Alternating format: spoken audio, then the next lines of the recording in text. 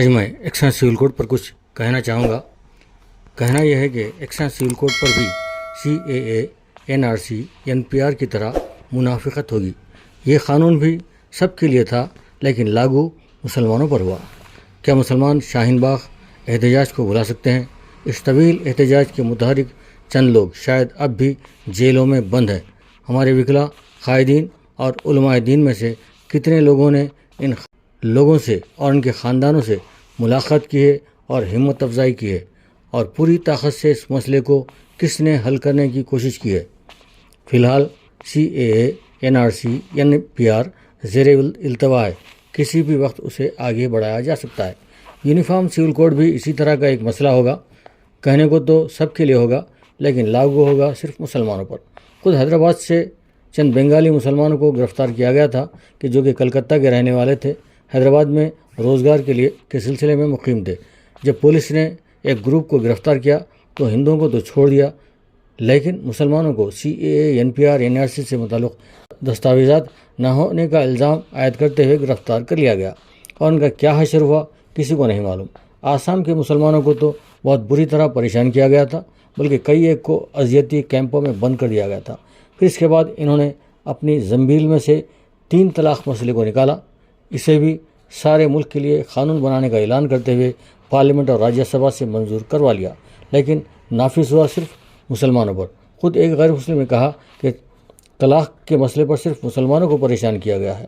اسی طرح اب ایکسائز سول کوڈ نافذ ہوگا، جبکہ ہمارے ذاکر نائک صاحب جیسے دانشور اس خوش فہمی کا شکار ہیں کہ ہندوستان میں ہزاروں ذاتیں ہیں، ہر ایک کا ایک الگ الگ پرسنل لا ہے، تو یہ کیسا نافذ ہوگا؟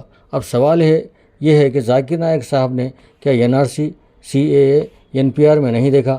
جب بھی غیر مسلموں کے کئی ہزار ذاتیں تھیں، سب نے خاموشی اختیار کر لی تھی، کیونکہ ان پر یہ نافذ نہیں ہو رہا تھا اور ہوا بھی نہیں۔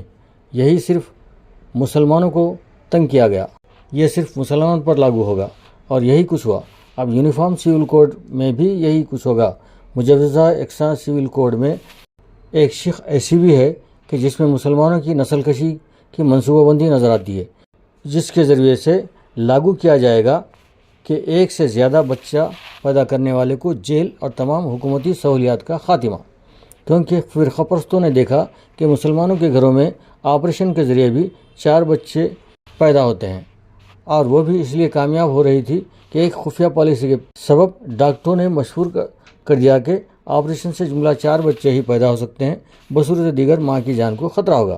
اس طرح سے 4 بچوں کے بعد فیملی پلاننگ آپریشن ہو رہے تھے، لیکن اب تو 1 بچے کی پابندی عائد ہوگی، تو اس سے غیر مسلموں کو تو چھوٹ دی جائے گی اور صرف مسلمانوں پر قانون لاگو ہوگا۔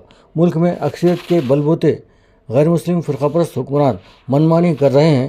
اب اگر مسلمانوں کی تعداد اس سے بھی گھٹ جائے تو اور بھی مظالم اور ناانصافیاں ہوگی، اور اس قانون پر کانگریس مجموعی طور پر خاموشی اختیار کر لے گی، کیونکہ وہ خود بھی یہی چاہتی تھی۔ تلنگانہ کے TRS اور آندھرا کی جگن موہن ریڈی حکومت بھی مجبوراً اس قانون کی تائید کرے گی، کیونکہ انہیں مقدمات میں پھنسا دیا جائے گا۔ جگن موہن ریڈی پر پہلے بھی مقدمات چلے ہیں، اسے پھر زندہ کیا جائے گا، اور KCR کے دختر پر مقدمات کی کوشش جاری ہے۔ اس طرح سے دونوں بھی مجبور ہیں۔ بہرحال یہ مسئلہ خود مسلمانوں کی ہمت اور حوصلے کا امتحان چاہتا ہے، اور ایک حقیقت ہے کہ جو قومیں ہمت اور حوصلے سے عاری ہوتی ہیں، ان کے دشمن ان پر ہر طرح کا ظلم کرنا اپنا حق سمجھتے ہیں۔